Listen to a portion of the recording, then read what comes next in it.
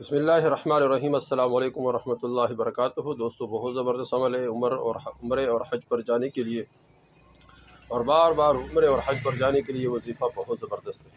اگر اس وظیفے کو پابندی کے ساتھ کیا جائے تو اللہ جل شانہ بار بار حج اور عمرہ کرنے کا توفیق عطا فرمائیں گے۔ اللہ جل شانہ وہاں سے بندوبست فرمائیں گے جہاں انسان کی وہم اور گمان بھی نہ ہو۔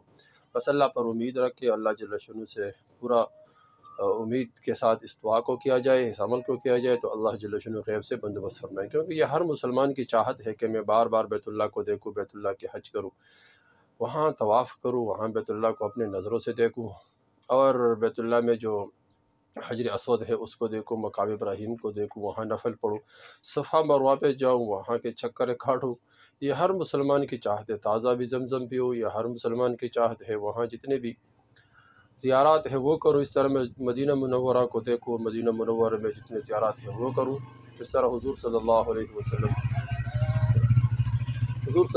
وسلم کے جو روزہ مبارک ہے اس کو دیکھوں، اور حضور صلی اللہ علیہ وسلم کے روزے پر اپنا سلام پیش کروں، اور حضور صلی اللہ علیہ وسلم کے مسجد نبوی میں نماز پڑھنے کی سعادت حاصل کروں۔ یہ ہر مسلمان کی چاہت ہے۔ تو دوستو، اس چاہت کو پورا کرنے کے لیے اس وظیفے کو پابندی کے ساتھ کیا جائے، اللہ جل شانہ وہاں سے بندوبست فرمائیں گے جہاں انسان کے وہم اور گمان بھی نہ ہو۔ دوستو، وظیفہ بہت آسان ہے۔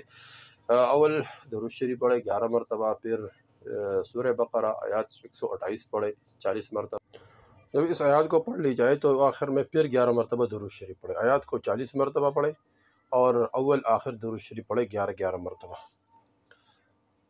اور آیات سورہ بقرہ میں ہیں، 128 نمبر آیات ہے، اس کو یاد کرے، کاغذ پہ لکھ کے بھی پڑھ سکتے ہیں۔ اگر فجر کی نماز کے بعد اس عمل کو کیا جائے پابندی کے ساتھ اور چند دن کیا جائے تو اللہ جل شانہ غیب سے بندوبست فرمائیں گے۔ آیات کا ترجمہ یہ ہے کہ اے ہمارے رب، اور کر ہمیں تیرے حضور گردن رکھنے والا، اور ہماری اولاد میں سے ایک امت تیری فرمان بردار، اور ہمیں ہماری عبادت کے قاعدے بتا، اور ہم پر اپنی رحمت کے ساتھ رجوع فرما، بے شک تو ہی بہت توبہ قبول کرنے والا اور مہربان ہے۔